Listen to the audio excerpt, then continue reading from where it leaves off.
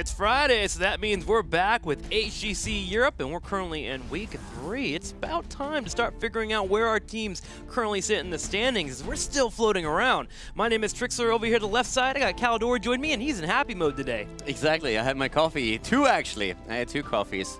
The first one was empty a little bit too fast, and then Trick immediately picked up on me being a little bit sad and got me another one. I want to get you guys the best casting possible. And in order to do that, we got to get Caldor coffee, so we're all good to go for today. And today, we've got some pretty good matches. Team Liquid, the awakened team, reawakened, if you will, back at it. It's completely killing it for the moment. And then Trick eSports, a team that we are starting to love and adore because they just seem to really enjoy their roster as a whole. Tricked is a really, really weird team overall and has been throughout the entire year. I looked at a couple of stats a bit earlier today, though, and if you, for example, look at Team eSport, we've been talking about them a lot in the last season, and one of the things we picked up on is, of course, that they always try to push into the big 3. The interesting part is the only team outside of the big 3 that they lose to is Tricked. Tricked is just all over the place. Sometimes they all of a sudden take 2 maps off one of the big 3 teams, nearly take them down. Then the next day they play against a team that they are supposed to win against easily, and they get completely demolished. So they're always this one team where you never really know, what do I get today? There's this weird anomaly that continue to keep pushing forward, and can they get a victory today against Team Liquid of all teams? It's like, normally I would come into this and be like, all right, well, Team Liquid versus Trick eSport, maybe 3-0, 3-1 in the favor of Team Liquid, but Trick eSports is that wild card that can come out, and with their new member, Make, just completely take a series. And the interesting thing also about the 2 teams facing off against each other is that, of course, this is the 3rd time now that we're in Phase 2, Part 1. And the last 2 times the 2 teams met, Team Liquid every single time barely edged out a victory. It was always a 3-2 score at the end, and it was every single time one of these games where we said, hey, Trick put it into the last game, they finally got into the 5th one, and then they all of a sudden lost it. So every time Team Liquid went up against Trick, it was a really close match. And of course, Trick would like to continue that trend and maybe even take them down. But as you said earlier, Liquid looks really strong right now. They really do. And just think about outside this matchup, the standings in themselves. We have 5 teams currently right now that are in the bottom 5 with a 1-2 record. So let's go ahead and check out the standings and get an idea of where teams can be. And past this weekend, we can finally start to see if they're going to climb up and finally get some definition in these standings. Look at it. The bottom 5 are 1-2 right now. Now, of course, it's a little bit further than that. It's not as black and white. There's some gray here. We have some map choices and map picks and such that do affect their overall standings. But the top 3 right now, you have a 3-0 with Fnatic, who I think is a clear number 1 right now. And then you have Team eSport and Team Liquid. eSport, surprisingly enough, is now in the top 3, and Dignitas has moved down to that 4th and 5th spot with that 1-2. Yeah, it's really... Europe is stacked right now. It's super exciting. And as I said before, you talk about eSport. The only teams outside of the big 3 they lost games to were, as I said before, Tricked. But this season, they look stronger than ever. They actually took a victory against Dignitas just recently, so they push into the big 3 right now. And then after that, you have everyone on the exact same score. With interesting results, too. Think about the good guys. They took 2 maps out of Dignitas and nearly were able to defeat them. So where exactly is Dignitas with this right now? We're going to find out this weekend as well.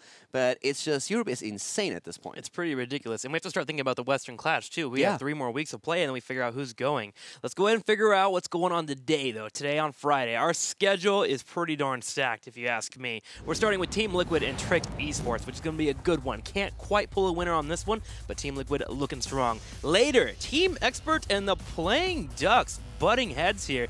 And the Ducks, they have something to prove here. They've been a team that's kind of been floating around. They have to prove a lot, not only because they, of course, want to make a statement in the season, and so far things haven't gone their way. They also never won a single map against Team eSport in HGC. Not one. That's 0. Just for you at home that aren't ready for the math this Friday morning. Yes, can Team eSport shut them out with another 3-0, Playing Ducks hoping to prove. Later on, Gale Force eSports and No Tomorrow. Wow, what a headliner match for this Friday. No Tomorrow coming out swinging in North America, still undefeated. And then later on, Superstars and Team Freedom. Yeah, Gale Force versus No Tomorrow. That should be a real highlight here. Both of them undefeated up to this point. Gale Force, of course, looking very dominant so far. But still a very interesting match for North America. But here in Europe, as we said, we have some really exciting games for you too. Well, our players themselves actually have thoughts about the match today. So Trick eSports, Team Liquid coming at you.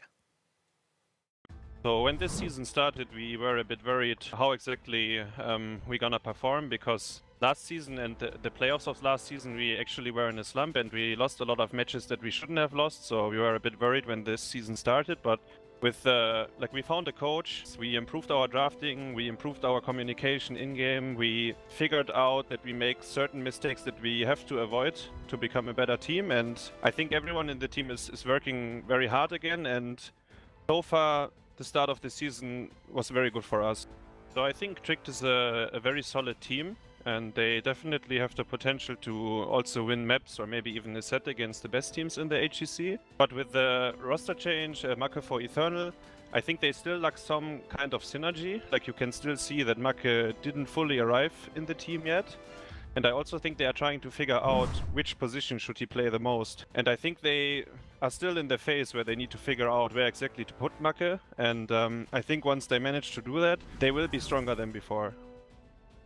I think we're just gonna prepare our best and maybe a cheese or two. They are a team that are much better than us, but I think if we have a good day, we have a chance of beating them.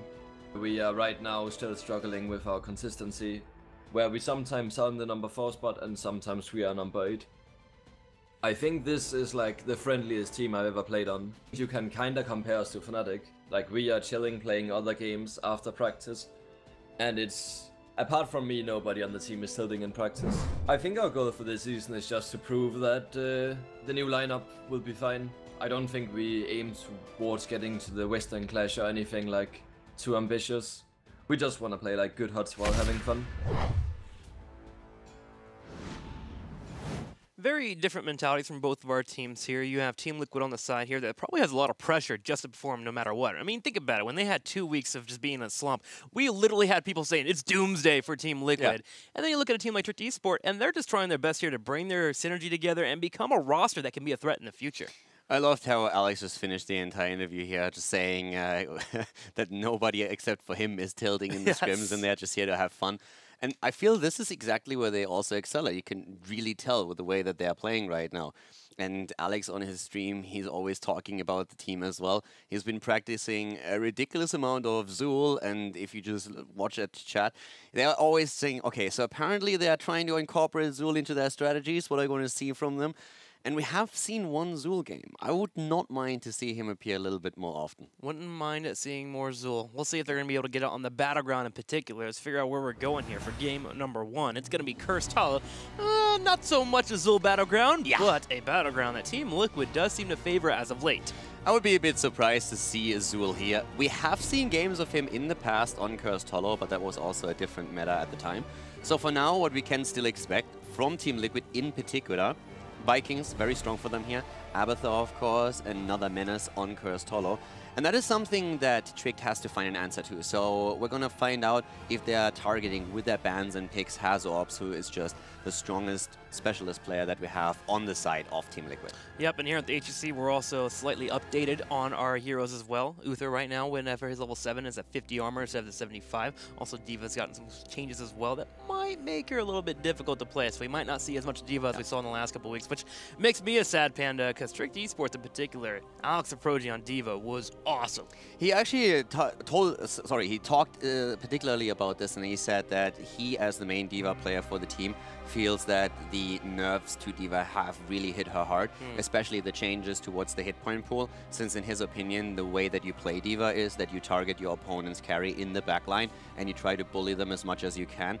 Now with the reduced hit point pool, he says it's a lot harder to make those plays happen since you are way more exposed and you're more vulnerable, which makes perfect sense. So the question still remains, does he still value D.Va at a point where they say they're going to play her? Since right now in HGC, in HGC Europe at least that is, Tricked is the team that plays by far the most D.Va. Most D.Va and also the most Rhaegar. They really seem to pick up those two heroes and run with them pretty often. Rhaegar's been a mainstay for them since Phase 1, but even in this meta where you're seeing the Uthers constantly be in the rotations, the lack of Malfurions, but Oriel's being picked up. Seeing so much Rhaegar has been quite refreshing, and Tricked eSports have been leading that train. Oriel is actually starting to really rise in priority on a ban perspective as well, so not quite on Cursed Hollow, but we oftentimes see her banned out first now, just because there's so much synergy that she has with a huge amount of hyper carries. The teams are saying, hey, with all the double support that we are seeing right now, we want to get rid of her first, since she allows so much flexible drafting later on.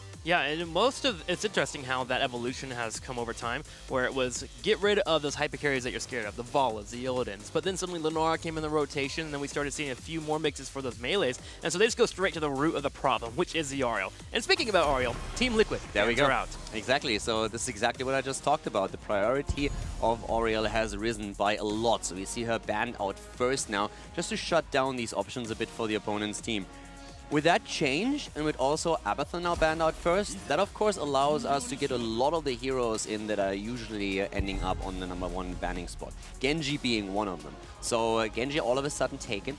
Keep in mind, he's also taken here over the Uther. We just said we are back on the life patch, so in this case, Uther's level 7 is just a bit weaker, still very strong, but he has fallen in priority a bit, especially also with the rise of this little fella that we're seeing on the screen right now. Illidan. Good old Illidan. That was my question here with the Uther being slightly altered. Will he still be left open to be picked up with Genji? Typically last week, if you had Genji being grabbed by the team, you went straight into the Uther because you did not want to give him that strength of the Dragon Blade into the Divine Shield, into, of course, the healing available. But right now, Illidan and Anubra picked it from Team Liquid, and things like times are a-changing. Illidan overall has risen in priority for all the teams. We had that very visible last week when TGG, for example, played the hero several times against the Ducks. We saw it also in play against Team Dignitas. And if you have a good Illidan composition, he offers so much right now. It's not only about him being a great melee assassin in your opponent's backline, but playing with a Hunt and prioritizing that heroic ability now over Metamorphosis allows you to play him as a pseudo-global on the map. So your idea is really to walk onto another lane, just stay on the lane and join a team fight with a Hunt once that you can, but in the meantime get that side soak, which is just so important in Heroes of the Storm. And if your opponents actually don't respect the possibility of Illidan coming in and being a real nuisance to the threat, you look at Arthas and Uther. If these weren't picked up, you could actually keep Illidan moving forward and go into Metamorphosis. He's so flexible right now. It's kind of odd to see him in a situation where in the meta, he can be that flexible, like the Genji was on the right side for Trick eSport. You see a lot of teams playing around the Hunt cooldown. Of course, with auto attacks, Illidan can reduce the cooldown. But whenever you see an Illidan hunt onto a lane because he wants to make sure he gathers the experience and doesn't lose out on the soak, a lot of teams will try to use that window to engage into a team fight because they know that Illidan won't have the Hunt ready yet to help his teammates, and that is extremely dangerous. So when you play Illidan yourself, you should only hunt onto a lane when you know there's not going to be a team fight in the next 10 seconds. Well, Dahaka banned out, and the Vikings will be answered back by Trick eSport. This is a very Team Liquid special. Vikings on Cursed Hollow has been something that they've threatened and shown in the past, so Trick eSports decides not to go near that route, especially after they ban on a global like Dahaka. Exactly. It's a fantastic ban on the side of Trick. It's, of course, a ban that you will only execute against certain teams. Liquid is known to be the Viking team on the European server right now, so this ban just shuts down a lot of what Team Liquid could do if not banned out. Especially, as you said, when you ban the Haka out and you take a global away, it caters towards Illidan because all of a sudden you are the one that has the global. Trick doesn't. The only other global that they could realistically pick up is Falstad, but then you have an Anubarak and an Illidan diving Falstad, so that would be a huge risk to take. But there is also the argument, they're not going to pick the Falstad here with this particular setup, but there's also a big argument to be made with Falstad playing against an Illidan, because depending on how you use your Gust when Hunt comes in, you can isolate Illidan. The big problem that you have with that play is you will always have to make sure that Falstad is part of the team, and that makes him, I don't want to say useless, but he starts missing out on that solo lane experience that he would like to grab, because once he's solo on the lane, Illidan has a free kill. It's some give and take, a very delicate process for that Falstad, so you'd rather just see yourself not going into it. Now, looking at Team Liquid, they moved into Greymane and Rhaegar, which their draft right now is looking phenomenal for being able to dive into fights and start the engages. I want to see how Trick handles this. And so far, they're answering back with the Stitches and the Gul'dan. First off, you're forcing fights, which makes it harder for the Greymane and the Illdans to get the fights they want. And secondly, you have Horrify. If the dive comes in too aggressively, you're able to knock people back. This is a Trick special. We see a lot of Gul'dan from them now. I'm wondering about Team Liquid. What do you finish up with here as your 5th pick? Do we just go straight into Tassadar? I think they could definitely do this. I love the double support with Illidan. A Tassadar would be good for them. But the one thing that I'm still missing a bit on their draft is also additional stuns. I think adding in a second stun to this would help them too. Tassadar for the Illidan support it is for now. But stuns would be quite nice for them, first of all, since they would like to control Genji. And also another aspect is Gul'dan is currently in a spot where he can actually do quite a bit. There's a lot of interrupts against Illidan. You have, first of all, Hook, you have the Howling Blast, there's also Uther with his stuns, and on top of that, you have the Horrify.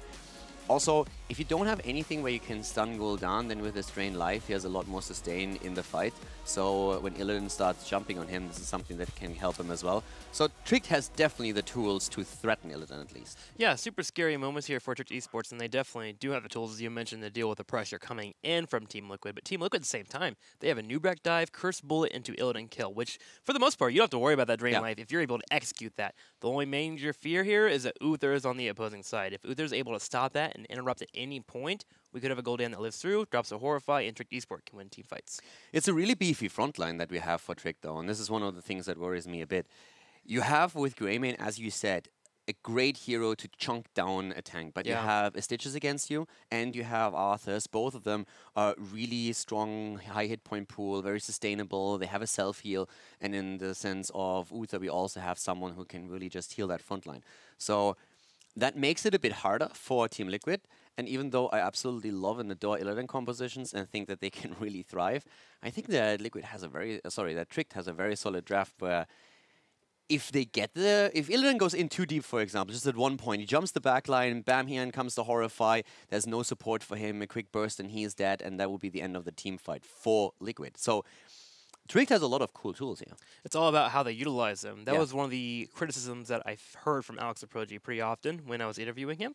He mentioned there are moments when Tricked Esports can feel like they're a top 3 team. Last week when they played against Fnatic, their early game up to 10, every single game was actually executed very well. The problem is mid-game, maybe at a late game, they seem to falter. They don't have that synergy quite yet. So can they pull that off here against Team Liquid, who is a top 3 team? That's definitely a question that has to be answered. Tricked Esports, they're really aiming to do so, but they haven't quite matched it yet. Yeah, I think this is one of the questions that is going to be answered in the first game. Which Tricked Esports shows up today? True, are we going to see them in their perfect form when they are threatening the big 3? And also when it comes down to Team Liquid, how strong will they be today? So this is going to be a very exciting first map for sure. It's going to tell us a lot about how the series is going to go, especially with us judging the level of play that we are going to see from Trick today. Well, let's let judgment begin. But I'm ready for it, yeah. Game 1, Cursed Hollow, best of 5 series between Tricked Esports and Team Liquid. Let's do it. Let's jump straight into game number 1. We are on Cursed Hollow. The game is live. Team Liquid plays against Tricked Esports here today. And on our first map, we see to the left side the German-Bulgarian Dream Team. It's Hazops on Tacita, Norok on Greymane, Blumby on Anubarak. We have Darkmok on Illidan and Splendor on Rhaegar. To the right, in the red, it is Tricked Esports. Rimmer will be on Stitches, Crosby on Gul'dan, Nape on Uther, Make on Genji, and Alex Aproji on Arthas. And historically, the results of Tricked throughout the first phase and now also in phase 2 have been all over the place. They can take games and even series of the big 3 teams, but then sometimes they will lose against 7th or 8th place. Against Team Liquid, on the other hand, their track record thus far in HGC is 2 losses. But every time they played against Team Liquid, it was a 5-map match. Team Liquid was always close to losing the game, but in the end able to gain the victory here. Tricked Esports getting 2 maps every time, and of course today they would like to repeat that performance, get 2 maps in, force the 5th, and then maybe even take it. Oh, coming out. Uther will get the stun here. Darkmok should be able to escape. Genji on the top right side actually comes in, but Make, nah, with the shield being there, he'll be able to get out. It's actually interesting. You're talking about Tricked Esports and the inconsistency they have. It's kind of weird. They're a team that I feel like when I watch them, they rise in power spikes to their opponents, but never get to a spot where they push for that extra mile. I would love to see Tricked Esports' actual power level in itself, because they always seem to match their opponents. It's actually funny that you say that. One of the things that I found super interesting watching them is that oftentimes in the early game, you see them just running it down mid and feeding like crazy, and then, oh, nice kill, nice. Yeah. And once you see the mid-game start, they turn it around completely and start to really threaten the opponent. So inconsistencies and sometimes a bit of weakness in the early game, that's really symptomatic for Tricked. But then also, at points you have that insane synergy on them where just everything flows together, and I'm really excited to see that. Keep also in mind, when we're talking about their results this season, one of the teams that they played against was Fnatic, and they lost without taking a single map. But every time we saw the game, the early game, they looked extremely strong. They had great rotations on the map. They did very well towards the objective. It's just in the team fights that they struggled, and that's something they were very vocal about after the games as well. And I actually think that shows that they have what it takes to really carry that. We have to realize that Fnatic at this point seems to be in a league of their own. I mean, especially when you have to consider Team Liquid. I mean, Team Liquid is a team that went through a couple of weeks where it was kind of hurting for them, but they mentioned their comeback started with mentality. It's all about being a team that understands where you want to be in the matchup and consider moving forward from there. If Trick Esports could take that team mentality and apply that to their team, they'd be in a great spot as well. And they always highlight how Zeus, their coach, has played a huge role in that shift in mentality. That after they really were in that slump, there were huge problems, that communication was off, and them picking up Zeus helped them a lot. He just, in general, told them how to communicate better, how to improve their communication, and now the mentality that made them such a big team is all of a sudden back. And they are starting to show this now. The fight about to start. Yes, Splendor gets hooked though, as Rema is trying to put the pressure onto the double support. Rema getting in there, hitting that ray guard. It's all about the curse down here on the bottom left of Tribute. Arthas will stay on the top and face off against Illidan, so this is going to be a 4v4. Team Liquid poking on the side, but so far, Trick Esports is actually making headway on this bottom lane, pushing in their opponents. Early game so far looking good for Trick. Now with Team Liquid using Illidan, of course a lot of his strength will unfold after 10 when he can deliver the side soak with a hunt. Illidan up at the top with a double kill. Illidan and Arthas both falling. Still the better trade though for Team Liquid, since now those two Siege Giants are going to reign supreme on that top lane and start to take down the structures. Wasn't very lore appropriate. I want to give a quick shout out to Poseidon. Catching that kill here just in the nick of time. Very well done here. Good job, Poseidon. Push in the top continues as the Giants keep weakening up, and we still have this tribute up for grabs for both of our teams. Now, how does Arthas and Illidan intend to move in? It seems like Arthas is going to go top and clear it out, so it feels like Trick Esports has decided to go ahead and give up the tribute, which at this point, you might as well. You're starting to lose out on value. If you didn't go up against those Giants, you would start to fall even further behind. So for now, we have that early level 7 talent, and the one thing I want to highlight immediately is what we see for Greymane. Going straight into the stacking talent here and taking the Wisdom Duelist, that shows a lot of confidence from Norok. And it's actually a really interesting talent to take for multiple reasons. You have a double support that supports you, but normally the focus is on Illidan. So your opponent will also have a much higher priority on Illidan as a hero to take down.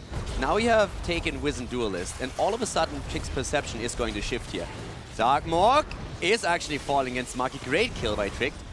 But this is one of those points now where Trick in those fights is going to look a little bit more towards Greymane, because they're saying, guys, we cannot get him, or we cannot just leave him alone and get his stacks going. If he gets that, then there's way too much damage on the side of Greymane, and Illidan isn't going to even be our problem anymore. It's going to be the werewolf instead.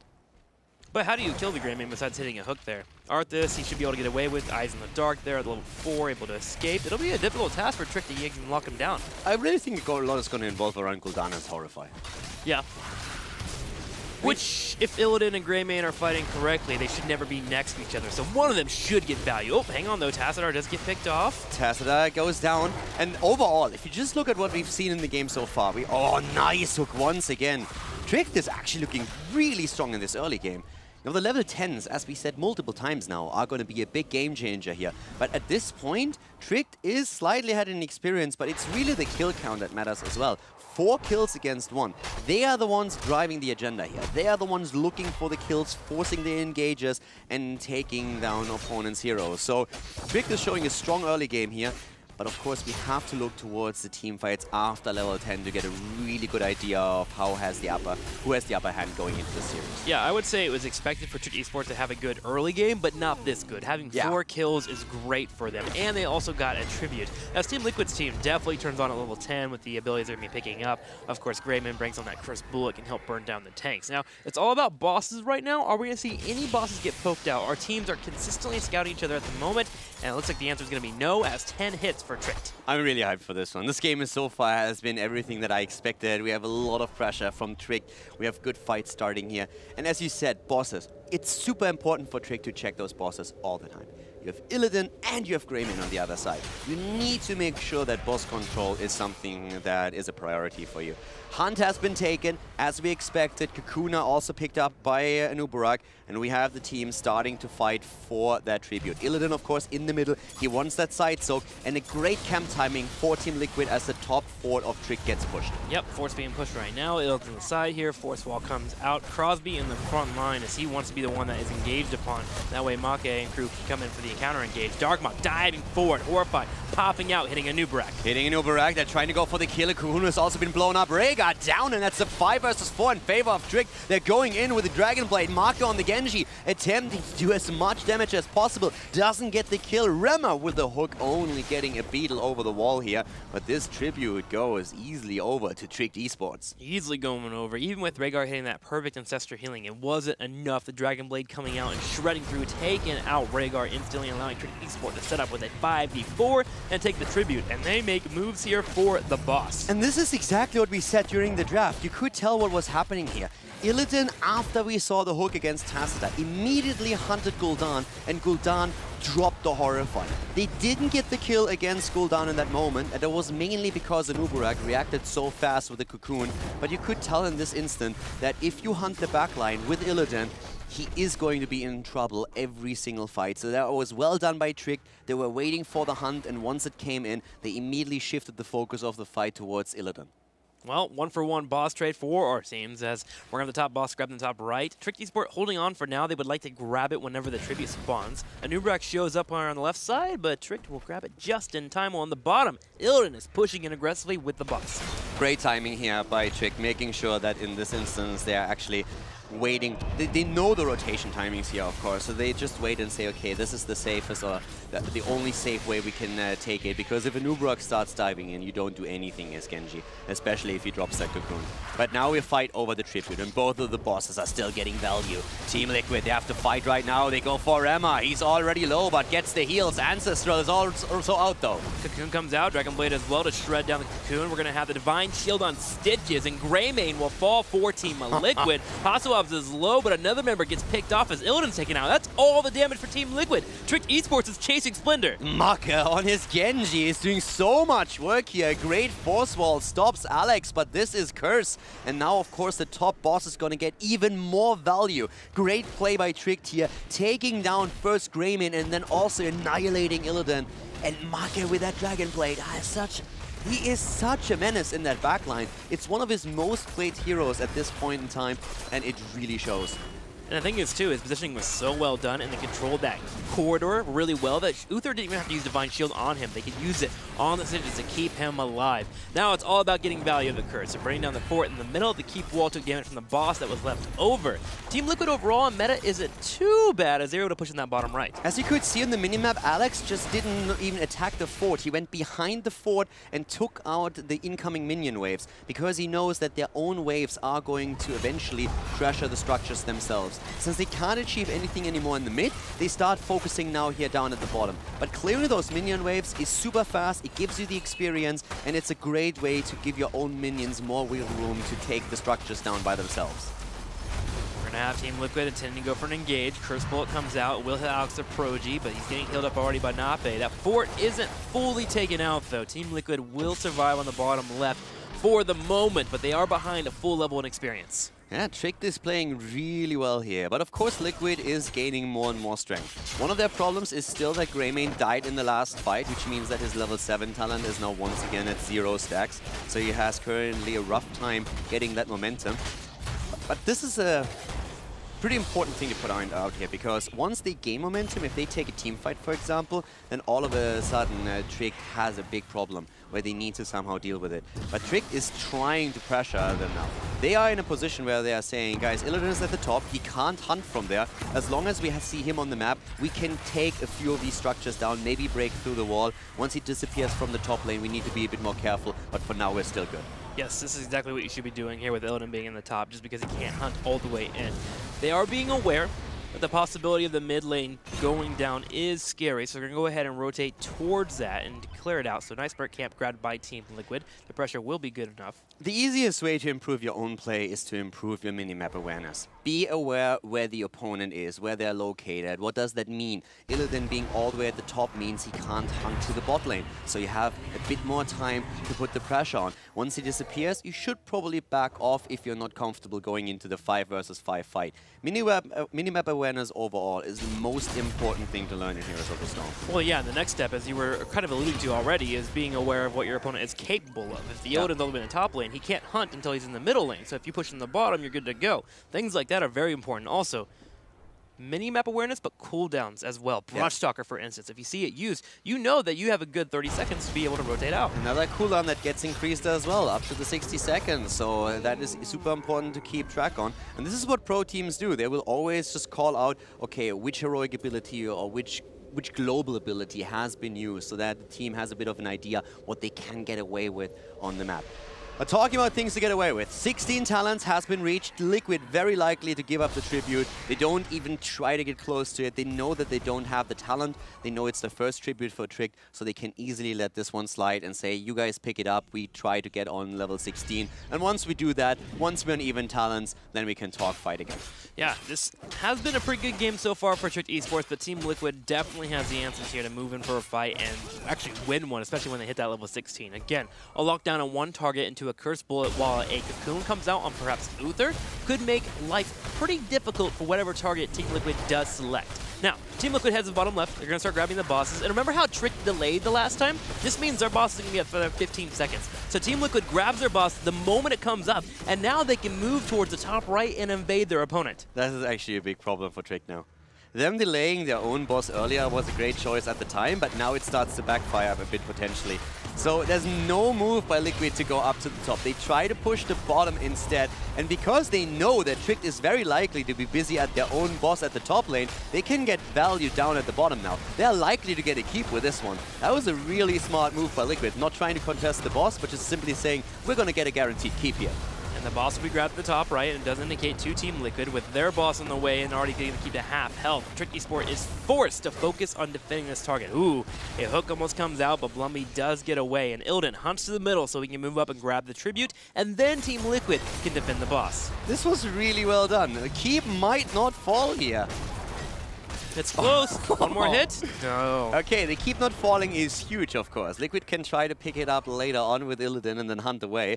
But at this point, Trick still does not have to face catapults on the bot lane. Still love the calls, though. What clever play there by Team Liquid. No, it was a really clever play. I absolutely agree. It would have been better for them if they would have put on a little bit more damage so that they can take the keep down. But the call itself was fantastic. And you can see how, from a structural point of view, they are way ahead now in that boss trade. They nearly took down the opponent's keep, and the only thing that they lost was the gate itself and one tower. But they are still slightly behind in experience. If Trick Esport is able to manage their waves here, they could get to 20 before their opponents. Now, we're still 3 levels away, so we're probably going to have a tribute fight at some point, especially with Team Liquid 1 away from Curse. Hook comes out for Rimmer. It will be spotted by Hasawab, so Team Liquid will take the chance to go ahead and creep up on this trip. This is an important one for Trick, since Liquid could put the curse onto them. And Liquid, they would love to fight here. The problem for them is they do not want to go into this choke point, and they actually let it go. This is one of those plays that is, or one of those decisions that's really difficult to make, because you know about the spot you're in, and you know you could grab a curse with a tribute, but then you're saying, hey, our angle of engagement here is really not good. If we walk into that choke point and all of a sudden a Horrify hits us, or Stitches comes in with a Putrid Bile, we're in trouble. So they let it slide. A very difficult decision to make. They let it slide for now, which means the next one is going to be super important for both of these teams. Yeah, that's the main issue there, is now everyone has to fight on the next tribute, so it depends on where it spawns. If Team Liquid can get a favorable position, Trick Esport, with their composition, they sit up much better. They have Gul'dan, they have Maki on the side that can always come in for a flank, and they also have Arthas there, who can really hold down a front line. Horrify comes out, instant cleanse from Slender. I'm not sold on that Horrify. I think it was a big mistake that they just made. And at the top lane, Illidan is also still pushing. The Horrify alone would have been great against any other target, but against Blumbio and the Anubarak, you are not getting what you really want. Yeah, he uses Cocoon even to slow this down, and they're going to do their best to make sure this is a 45 that they don't lose, but keep everyone here. This is also was never designed to actually force the real team fight, because they want the value from Illidan at the top lane, and he is pressuring the keep hard. The only reason why Liquid engaged there was to slow Trick down, since they know they will win either way. This is a bit of a rough situation for Trick to be in. Great macro by Team Liquid. I'm really loving it. Yeah, we're going to have Make in the middle, who is willing to go up to Illidan. Illidan fainted as if he's going to come back and go for the curse fight, but it allows for him to go back in and start working on the keep. If he can kill the keep during this curse, it would be good for the team. However, Team Liquid actually doesn't quite get it. Instead, they lose Tassadar in the middle. Trick is getting picks. Yeah, Trick is getting picks, but they made some really what's the word I'm looking for? Greedy or risky, let's call it risky plays here. We're having Trick also behind an experience, and Illidan is on the core. So we have now Arthur sent back to deal with it, and he will do that eventually, or should be, but this is really tricky. Darkmog is just, you can't catch him if you're Arthur, so it just doesn't work. Yeah, you have to get lucky with the Howling Blast, and you have to have a hard read to land it there. Arthur keeps floating around here, trying to get slows on Darkmog to slow his attack speed. The Howling Blast does not connect, and the core is slowly but surely falling here as Darkmog is working on it, and everyone from Team Liquid is chasing as Trick eSports is trying to get more members back home. Yeah, so now Illidan just escapes, yeah, and tries to and goes down. He actually even made a mistake jumping into the Arthurs at some point. He should have waited it out a little bit more. Splendor might fall now too, but that was a really smart move by Liquid, and the core of Trick is down to 70%. So Trick with that curse got 2 keeps so far, but it was a very risky move they made there. Team Liquid will have to defend the onslaught of Trick eSport as they're bringing all 5 members straight for the core. They're going to make the call here, especially if they keep already low in the bottom right corner. They're risking it. They're afraid of double catapult pressure eventually coming. Can they go for the victory? Alex Saproji pops his E and heads in. Yeah, they're heading in. They know Illidan is down, and that's huge for them. Here comes the Horrify. Both of the supports are in trouble. Dragon Blade Genji once again. Market jumps in. Gul'dan falls first, but Splendor is also eliminated, and they're trying to drop Tassadar too. They're trying to. Make silently goes straight into the core here. Alex Saproji with his members are working on it. It's dropping 50%. Illidan's up in 9 seconds. Greymane has gone in as well. Can he get any kills here? Arthas is full of health. Make with the Dragon Blade, and yes, Trick eSports is going to gain the first victory in this best of 5 series. Trick takes the game as their own core takes more and more damage from the Siege Giant camp. Getting the kill against Illidan was absolutely crucial here. When we saw Illidan hunting away, Genji was able to close the gap and then drop him. And that's the moment when Trick decides, without Illidan, we have a really good shot at making this happen. But what an interesting game. Not only from a teamfight perspective, but also the macro play that we saw here was really strong. Some brilliant moments in the early game from Trick. In the mid, Team Liquid made some big power plays. Sadly, not getting the keep on the bottom right corner. Had they gotten that keep, this game would have felt much different going into the late game. For me personally, one of the crucial moments was the push in the middle when we saw the attempt to take Anubarak down with a Horrify. That was really risky to make. They had a good hook. They got the stun in and the extra damage. Any other target, you drop the Horrify and you have a secured kill. With the Anubarak, they didn't get that. So all of a sudden, they were a really big cooldown away. And that's a really interesting moment, because I personally expected that after the Horrify, Illidan would be very tempted to join the fight. Since once Horrify is gone, your teamfight as Illidan into this composition is much stronger. But they decided that just simply delaying Trick, moving back, they will get value at the top lane. And I actually think that at this moment, Illidan could have maybe even taken the keep. But he was wondering if someone would come back to stop him here. So it was a risky move. But the macro play of Liquid in general, I really enjoyed it. Well, there was an extra card that was introduced that really kind of changed the thought perspective of what Illidan was trying to go for. And that was a tribute on the bottom right spawning. Yeah. Once that spawned in there, that threw a wrench in everyone's plans. And they had to figure out what's the best way for us to do this. And I think I agree with you. If you delayed it a little bit longer, just go all in, grab the keeps there, get catapult pressure, and go for the core. And those 2 to 3 seconds of wafering allowed eventually for Arthas and eventually Genji to come back and defend. Yeah, and the interesting part is also the decision to let the keep go on the side of Trick. Trick at that point knew that with Illidan at the top, the keep would fall. And they said, we will lose a keep, but the curse will give us so much value that it's okay. Yeah. Making that choice, making that call was pretty fantastic. And I think if they don't pick up that kill against Tassadar, and I think it was even Rhaegar afterwards, they would be in a much tougher spot. But Illidan then going for the core, Arthur's all of a sudden realizing, boys, I don't really have this. He's just dancing around me the entire time. I can't chase him. Genji comes back, they get the kill. If not for that kill against Illidan, the rest of this game would have been very, very different. It's a hard question to answer, but I think one of the things that you have to consider whenever you are dealing with an Illidan pressuring you as a Gara, even, I don't know, Nova's in the middle of fights, is that if you are chasing those characters, you're losing in some way or some form. And so just making the decision as a team of 5 to go all in on objective is usually the best choice and probably the better one that you can learn from. Because chasing around Illidan always feels horrible. If Illidan, as he was trying to escape and used the hunt to the minion wave, if there was another minion wave a little bit farther up in range, Team Liquid would have come out way ahead of their opponent with that move. But because the minion wave was so close and was the only hunt target for Darkmark here, Genji could actually close the gap and take him down then.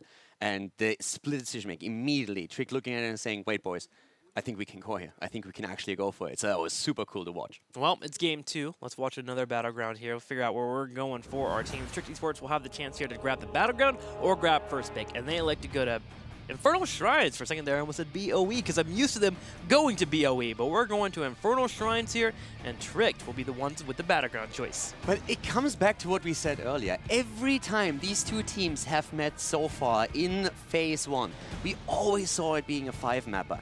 Of course, not a guarantee that this is going to happen today, but you can see how Liquid just doesn't have an easy time against Tricked. Yeah, and clarifying that, it's actually Team Liquid here who with the choice. Gosh, it's so weird to think Team Liquid go down to 0-1 against Trick eSports, but Team Liquid actually chose to go with first pick, so the battleground went over to Trick eSports. So, Infernal